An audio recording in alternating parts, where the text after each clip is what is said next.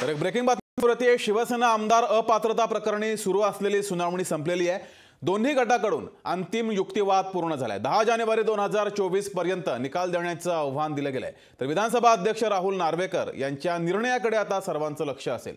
शिंदे गट आणि ठाकरे गट या दोनही गटाची अपात्रतेची कारवाई आता कुणाला होणार याकडे त्यांचं लक्ष आहे। मात्र शिंदे गट आणि ठाकरे गट दोन्ही गटाचा आता युक्तिवाद संपलेला आहे। दोन्हीचा अंतिम युक्तिवाद पूर्ण झालाय। आता निकालाकडे साऱ्यांचं लक्ष आहे।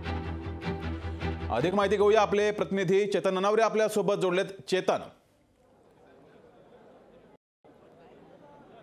निश्चितच जगदीश, कालपासून एकंदरीत महेश जेठमलानी यांनी सुरू केलेला युक्तिवाद आज दुपार संपला आणि त्यानंतर शेवट म्हणून एकंदरीत शेवटचा युक्तिवाद होता तो ठाकरे गटाचे वकील देवदत्त कामत यांनी केला आणि त्यांनी आपला युक्तिवाद करताना पूर्णपणे महेश जेठमलानी यांनी कशा प्रकारे विजय जोशी जे सचिव आहेत त्यांनी एकंदरीत विपची प्रक्रिया बजावताना कशा प्रकारचा हलगर्जीपणा केला हेच दाखवण्याचा प्रयत्न केला। मात्र मूळ एकंदरीत जे सर्वोच्च न्यायालयाने सांगितलं होतं की राजकीय पक्ष कोण आहे ते ठरवा आणि अपात्रतेची कारवाई करा, या संदर्भात जेठमलानी युक्तिवाद करण्यात कमी पडले असा आरोप त्यांनी केला।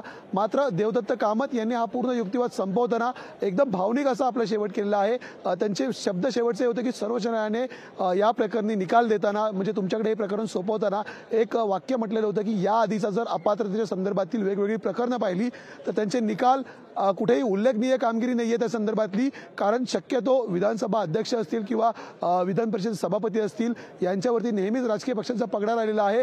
त्यामुळे यावेळी तरी काहीतरी एक वेगळा ऐतिहासिक निकाल आपल्यामार्फत आम्हाला पाहायला मिळेल आणि त्यामुळे याच शब्दांवरती त्यांनी आपला समारोप केला। आता विधानसभा अध्यक्ष एकंदरीत आज विधानसभेचं अधिवेशन संपल्यामुळे मुंबईला रवाना होतील आणि येथील दप्तर जे आहे ते पुढील 3 दिवसांमध्ये मुंबईमध्ये रवाना होईल आणि त्यानंतर एकंदरीत निकालाचं लेखन करण्यास सुरुवात केली जाईल। 10 जानेवारीपर्यंत या 6 गटांमध्ये ज्या 34 याचिका दिलेल्या आहेत त्यांचं लेखन करायचं आहे आणि एकूणच मग या संदर्भात ज्या 54 आमदार आहेत त्याच्यामधले 40 आमदार शिंदे गटाचे आहेत त्यांच्या विरोधात हा निकाल जातोय की ठाकरे सोबत असलेले 14 आमदार आहेत त्यांच्या विरोधात हा निकाल जातोय, याकडे सर्वांचं लक्ष असेल। त्यामुळे संक्रांती आधी नेमकी कुठल्या आमदारांवरती अपात्रतेची संकारत ओढावते याकडे सर्वांचं लक्ष असेल। जगदीश जी, धन्यवाद चेतन दिलेल्या या माहितीबद्दल।